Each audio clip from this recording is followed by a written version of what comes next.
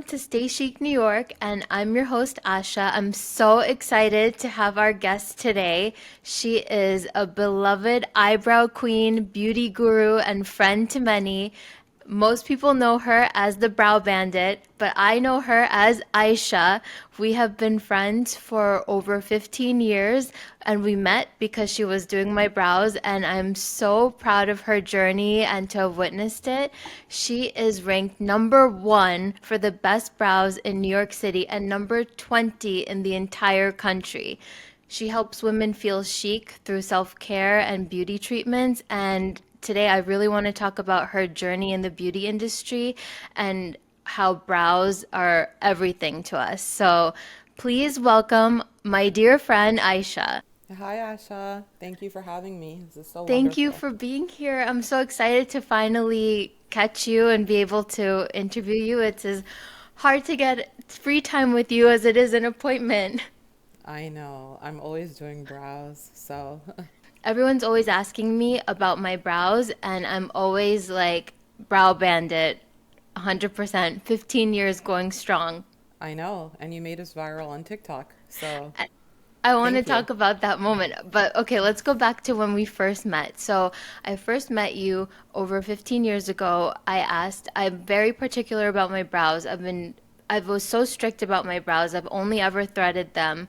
And my mom told me, like, only go to someone you trust. And when I moved to the city in 2012, I looked for the most senior specialist because I was like, I cannot just let anybody touch my brows. And you were the first appointment I ever made in the city, and I've stuck with you ever since.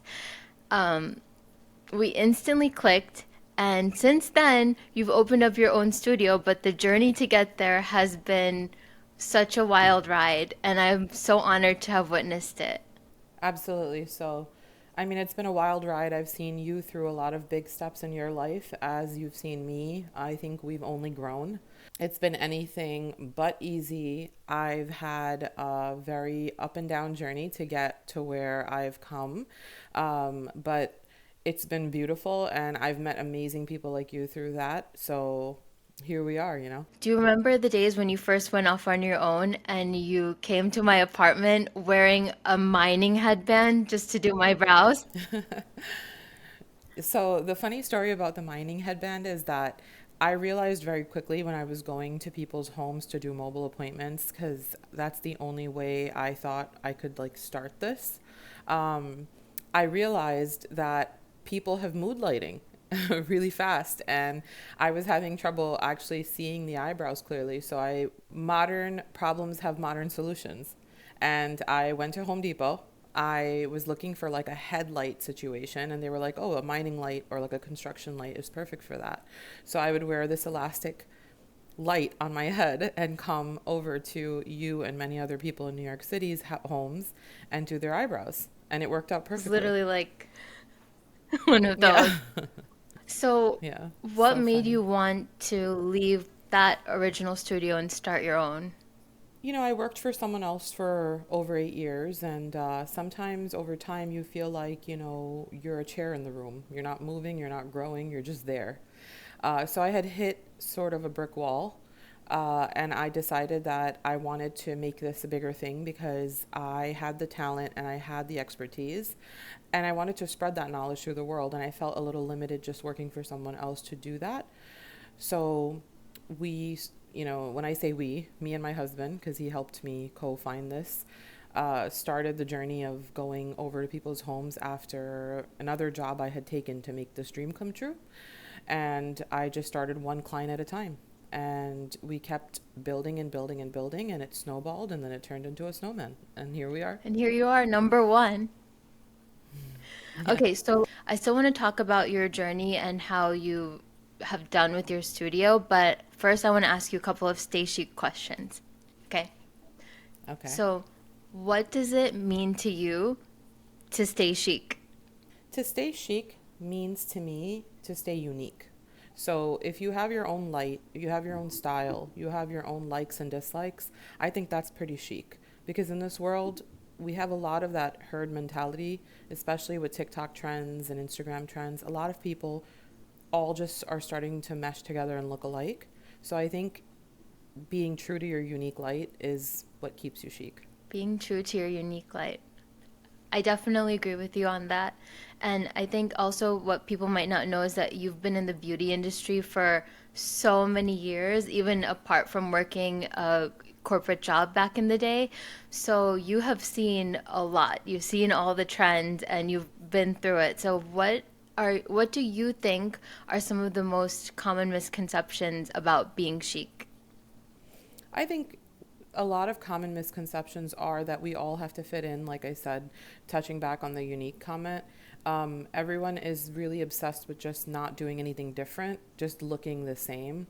And I think what happens is that you can't tell anyone apart anymore. So making sure that you have an edge about yourself, doing something that is true to you, not true to others, and really going out there and finding unique things and treatments that can make you feel good. It's not ever about anyone else. It's only about you in those moments. So staying true to yourself is the number one thing I think that starts you to be unique and to stay chic. You know, I never really thought about it like that, how everyone's faces are kind of merging into the same look. And it's funny because I feel sometimes the pressure to want to get work done or want to do fillers or do something to kind of blend in or like look like I'm face tuned in real life. So it's definitely refreshing to hear you say that being unique is what is the chic thing to do. Absolutely. That's how you're remembered, right? No one remembers a clone of another person. So you're always going to be branded as a clone, right? There's only one original, right? So I believe in just not at all even participating in that, just enhancing your own features, the beauty that you have, the accentuating that you can do to yourself in an individual and unique way is going to ultimately, be your look, and no one can match that as hard as they try. Accentuating your own features, which you definitely do for so many different women across New York, across different ages, backgrounds, and lifestyles. So, what do you notice about the chicest women of them all? I notice a confidence in them that they believe in themselves. It starts with within. So obviously people who want to look their best are going to spend the time, money, care to create that look. And it starts with self-belief and confidence. Self-care is a big one. You have to know what you're worth, and then you have to work towards that. So many people come in and they aspire to have better brows. Usually, often, they want to look like what they used to look like. So they are their own inspiration in a way. Some people bring in pictures of other people, but that never works out well because you don't look like that person and you don't have their feature set. So I always try to remind people that you are your best inspiration. So we're always looking to make them look like they did 10 years ago, or that first eyebrow when they, started high school. It's always, someone circling around that, wanting to go back to that. So I try my best to bring them back to themselves. You know, people say that eyes are the windows to the soul, but eyebrows are like the gates. Oh, absolutely. Eyebrows, think of them as your eyes are the $1 million painting, and then the eyebrows are like the $1,000 frames that you're wearing. If they are the right frames, they're going to look good, even if they're expensive or cheap. Doesn't matter. They have to be the right frames, but they're not. It's funny because I always say this, they're not everything. They are there to accentuate your eyes. So if they're incorrect, your eyes will look off, right? The eyebrow is the frame. So having the right frame, just like having the right sunglasses, is important for your face. That's so true because sometimes you see somebody online or on TV and you're just like distracted by the brows. And if they're not done right, it takes away from someone's beauty. Oh, I know all too well. I can't take a train. I can't watch a show. My life is just completely consumed by redoing people's eyebrows in my head. And I don't even do it on purpose. It's something that is so common because we lack an education in the space of brows or hair removal. I think ultimately for years and decades. So people don't realize how off they can look and how beautiful they can look if they change that simple thing. And so you've been doing this, all the beauty care treatments and brows for so many years, and it's kind of embedded in our shared South Asian culture, right? So like you've have you grown up with this as like a child? Like how did you get into wanting to do this professionally? It's very interesting that you asked that because I grew up in an extremely conservative mindset home where my mom did not want me to even touch a single hair on my lip, my eyebrows. It was a very big, no in our, I guess, home or the, bring up of how I was raised. But all I ever wanted to do was fix things to look symmetrical. I have this like obsession with symmetry.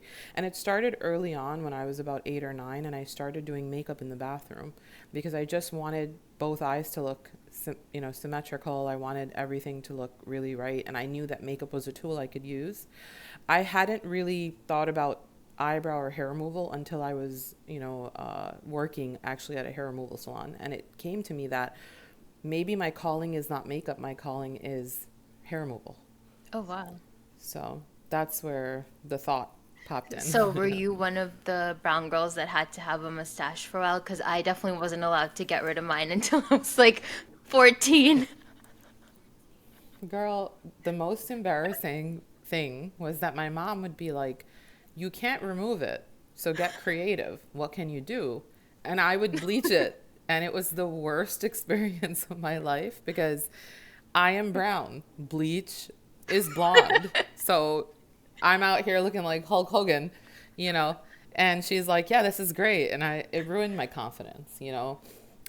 I think that hair removal is so taboo in so many cultures, especially South Asian culture. It can be either overdone or underdone, or there's control issues there. It really impacts a child and then a teenager and their confidence, right? Because their face is the window to the world. Like you're looking at everyone and they're looking at you. And when you're going through those stages where your confidence is dwindling naturally because of hormones and other things, you don't need any additives to hurt you. So I think that's the hardest part, but I'm glad we're past that. Yeah, those were the days. But I do think it's kind of like a rite of passage, like having your, mustache as a young girl and then getting rid of it. You finally feel like a woman. So shout out to all the girls who weren't Absolutely. allowed to get rid of them until later in life. We know you have character. Totally. And that, and don't forget or forgive sideburns. They played a huge part as well, especially in the South Asian community. We can have more hair that definitely shows because maybe it's a bit darker. And I know how much confidence it takes away when you can't remove that. So, or if you remove it late or whatever, or if you remove it the wrong way. Oh, speaking of that, I remember growing up, there were so many girls who were, of other backgrounds that weren't, having ethnic features. And one girl tried to get me to nair off the like I don't know, the seed of my brows. And even then, at like 11 years old, I was like, absolutely not. That's going to look crazy. And like, people would make fun of us brown girls for being hairy or all these things. And now you look at it and it's like everybody wants to look like us.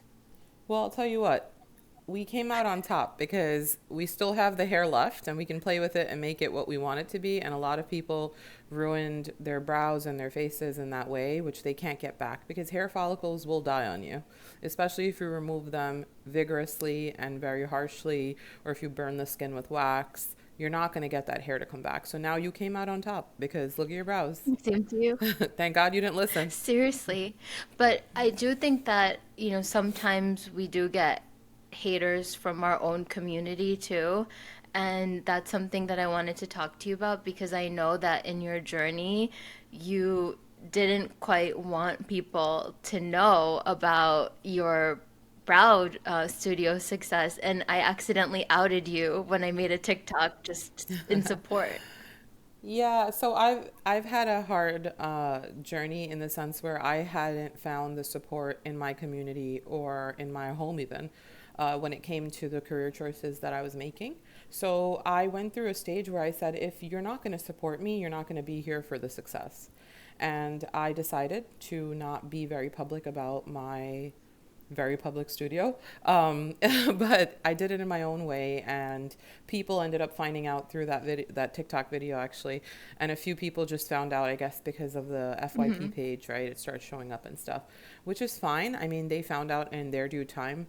I didn't owe anyone anything because I didn't have any support from them coming into this. So, Do you have any advice for anyone who wants to start their own path that's not necessarily getting that support? for sure, just focus less on the fact that you're not getting that support and make your own support systems. Even if that's you, even if it's manifesting or writing in a journal just to start, do it for yourself. No one is going to do anything for you anyway. Don't look at other people or wait for someone to help you, even if it's your own parents, siblings, it doesn't matter. Do it for yourself. Ultimately, it is your life. You have to take control over it in any small way or big way that you can. And it starts with one step.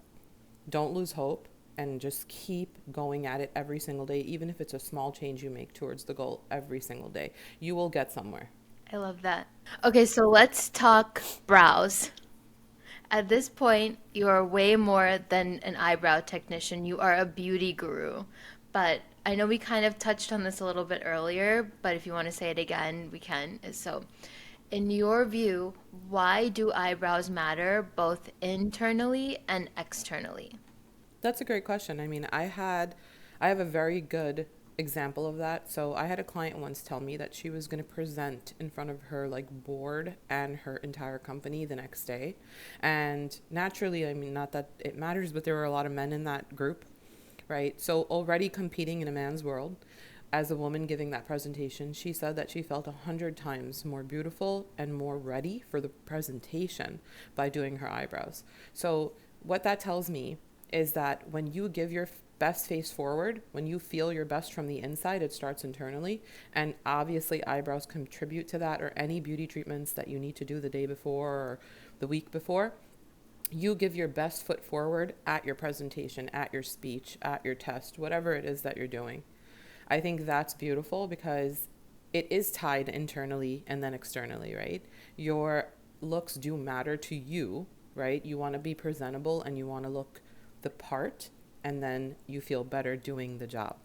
So, speaking of self-care, how do you give yourself self-care? Because I know you are booked and busy and you're a mom of two twin girls. So, how do you do your self-care?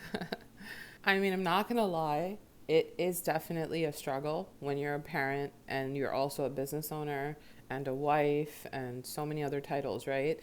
The key is, again, to prioritize. So for me, my kids and my business, they kind of come, one and two, right? So for a long time, my business was number one, unfortunately, I say, because I had to focus on it more just to grow it.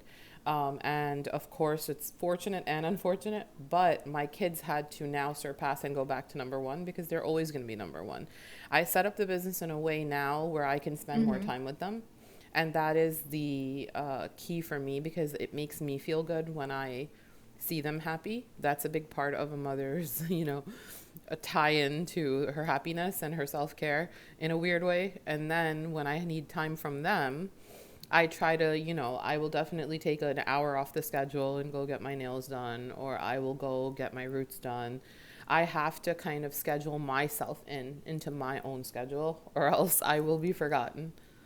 So it's sneaking moments, essentially, right? You're sneaking away and you're taking moments for yourself. It's extremely important to do that for your mental health and also for your self love journey, your self care. What's your self-love journey been like from before you started Brow Bandit to what it is now?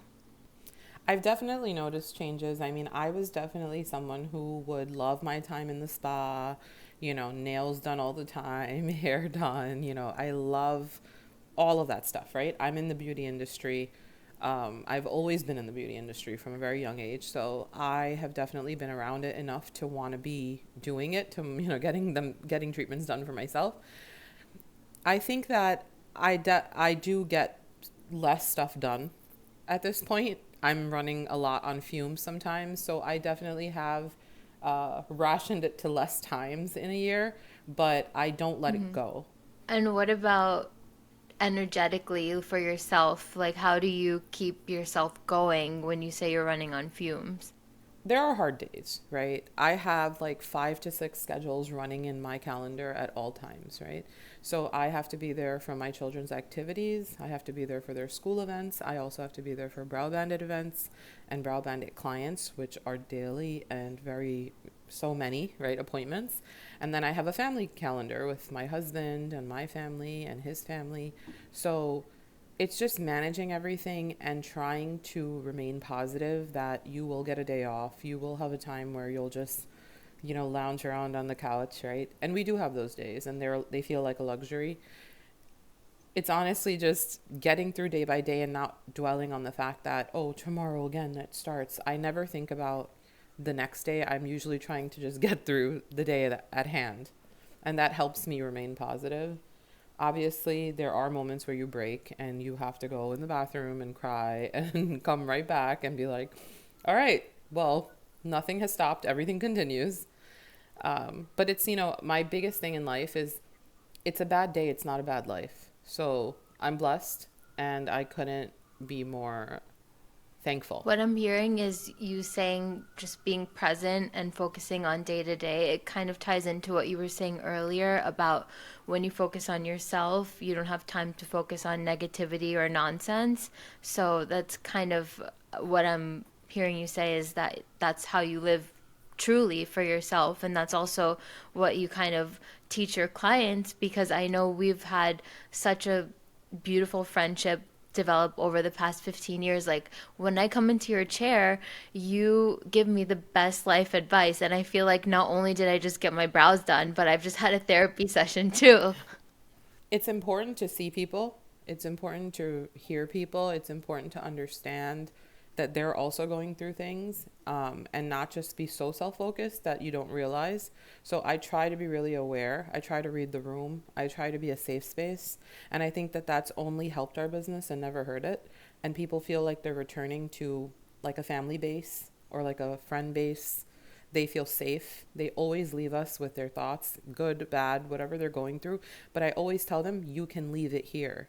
The threading chair is like a black hole. You can leave it there. It's safe. And I don't know anyone in your life that way, right? So you feel like this is really neutral and this is really private. If you were able to say, what do you think is some of the best advice that you've given clients that other people could benefit from hearing? Well, my number one advice, which I said earlier, I've said to a lot of people, I've said to them that it's just a bad day. It's not a bad life. And it's resonated because sometimes when we're in it and we're losing control in that moment, we forget that there's tomorrow and there's other things that will happen and change. And it's just one day in the sea of many other days.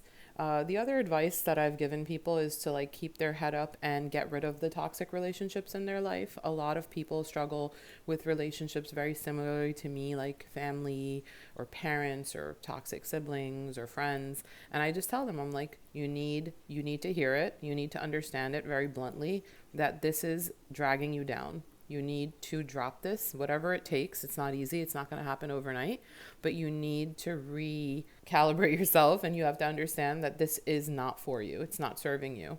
A lot of times that comes in the view of boyfriend, girlfriend, those kinds of relationships. I just give them hardcore, straight up, one sentence advice, and I'm very intentional about it. And I think people know that my nature is never to lie or sugarcoat, so they take it very much at face value. Yeah, I mean, there was one time when I was so down, and I just remember you said these words to me that were profound. And I was not talking about this situation with my family or friends, other friends at the time. And you were like, Asha, this person stole your sunshine and you need to go get your sunshine back. And I think that's part of the reason why I'm here today working on this podcast and working on my passions is because you reminded me to go find that sunshine. Like, how did you know to say that? A lot of my advice comes from, unfortunately, some traumatic events that have probably happened in my life at some point. And I see a lot of me in the experiences that you and others have. And in that moment, I had been a victim in my own life at some point when I was younger where my sunshine was taken. And I saw that happening in you. Your sunshine was fading. And I didn't want it to go completely dark. And I had to kind of almost not physically, but like mentally shake you and be like, you're letting yourself go with this. And this is not who you are. I know you for so many years. You're so much more than this. Go grab your sunshine and bring it back. You deserve it. It's yours. It's no one else's to take. And that's such an important lesson to learn as a woman in today's day and age, to hold on to your sunshine. And I never thought that I'd be getting my brows done and leave with such a profound lesson. So it's not just self-care for my face, it's like self-care for my soul. Absolutely. I think it's very important to be memorable in the relationships that we have. And I think I take that very seriously when I run the studio. Everyone is trusting me with such an important part of their body and their life, which is their brows on their face, directly facing the world every single day. I think it's important to connect and be memorable and show them that I care and also remember things about them. So I try to build a relationship with literally everyone. Okay, so before we wrap up, I want to talk about brow myths. So I think it'll be fun if we do a little like lightning round of debunking or verifying any possible eyebrow myths so people listening can take away an expert opinion's advice here. Threading or waxing, and I'm not saying plucking because I can't believe that people actually pluck their eyebrows still. Listen, threading always, okay? There's just no other way. You want the clarity, you want the line, you want that pop. Threading is the only thing that's going to get you there. Waxing causes holes, even if they're taking that line and making your eyebrow straight, nice across. It seems like that wax dips into the eyebrow and creates a jagged edging. Same thing with tweezing, plucking. You can never get that clarity. You can never have that refinement. And that's the difference between a nicely threaded eyebrow and a waxed or plucked eyebrow. You will just never get a complete refined look. Okay. And Oh, it's yeah. bad for you. No. Sorry, I became a little bit of a mom there. It's bad for you because waxing can burn you. It can cause microburns. We see this every day in the studio. Try my best to correct people's eyebrows, but when we notice that all hope is lost because they've damaged the follicle or skin from a bad wax, they cannot get their brows to grow back the same, and it's a disheartening experience for them. It impacts you for your whole life, right? And then with plucking, a lot of times people are using dull or bad tweezers at home. That can cause a lot of skin damage because they're ripping out chunks of their skin. I'm hearing online a lot about nanoblading. I didn't do the microblading when it came up, but do you think these are still good? Is one better than the other? I have microblading myself and I love it. The difference between good microblading and bad microblading is honestly the artist. So you have to really go to the Rolls Royce of artists. You have to really research and find the right person, because if we're talking about faces, this is a tattoo. You want your face to be tattooed correctly. That's number one. Number two, nano has become a little bit more of a modern go-to for everyone, because I believe that the strokes are a lot more refined than when they would microblade you, because microblading is a manual blade that you're moving, and then nano is done through a tattoo gun, if I'm not wrong. So the refinement that you get is a lot more beautiful, and I've heard that it lasts longer. So I'm a fan of both, but I would say that, again, like if you want to go with the more modern solution, nano is Got great. it. Okay. Good to know. Um, 2016 fluffy brow or clean girl laminated brow? Listen, I've fallen victim to probably many brow trends, and you would be shocked if I showed you my driver's license. You may not trust me again. But that being said, the 2016 fluffy brow was definitely a moment. She was that girl. I think we all went crazy, and we all went a little too crazy and big with them. I try not to live my life with regrets, but I definitely would say that the clean laminated look is here to stay, and it's definitely a lot more just desirable, looks a lot more refined and just presentable. A lot of people are opposed to lamination because they don't understand it, or they simply don't like the way that they see it online. Unfortunately, everyone has social media. So people put really bad work online as well. And it's nothing to be scared of. It's more, again, to do with research and finding the right person to laminate your brows. Are eyebrows sisters and not twins? Well, they're sisters if you go to someone else. They're twins if you go to me. I love that. What are your thoughts on people who bleach their brows? Listen, as someone who suffered a bleached mustache, as I mentioned before, I don't think bleach has any space on your face. Okay, I know that's controversial. It's really a modern, cool look right now. A lot of people are bleaching their brows, but I will tell you that they damage them very badly. And I just will always be on the side of safety when it comes to eyebrows because you get one lifetime and one set of brows. Don't do anything extreme. If you want a look that is more a fad, I would go ahead and create that look with makeup. You can always brush a little bit of concealer through your brows and you'll still get that look for a little while without the regret of damage for a long term. Well, is it possible to rehabilitate brows? Absolutely. So, because of that whole rehabilitation factor, I created my own brow oil. So, essentially, moisture is the key for hair to grow and flourish. If you're moisturizing them or you're nursing them back to health from a bad mishap like that, you need to oil your brows every day. Our oil is super simple. It's a hydration oil. It has castor oil, organic. All ingredients are organic. It has castor oil and vitamin E only. So, what that does is one may think, oh, that's so simple. I could do that myself. You probably can't. That's the reason why we decided to design it in a specific bottle for travel and for at home or taking to the gym or taking to the office, because most people buy these big bulky bottles on Amazon and they're never going to use them. Convenience is the first factor. So we created this with intention for our clients' lifestyles. And then when you have the convenience there, people are actually going to do the job. They're going to do the aftercare, right? So closing your nighttime care routine when you're doing all your skincare, you want to close with this castor oil vitamin E serum every single night on your brows and lashes.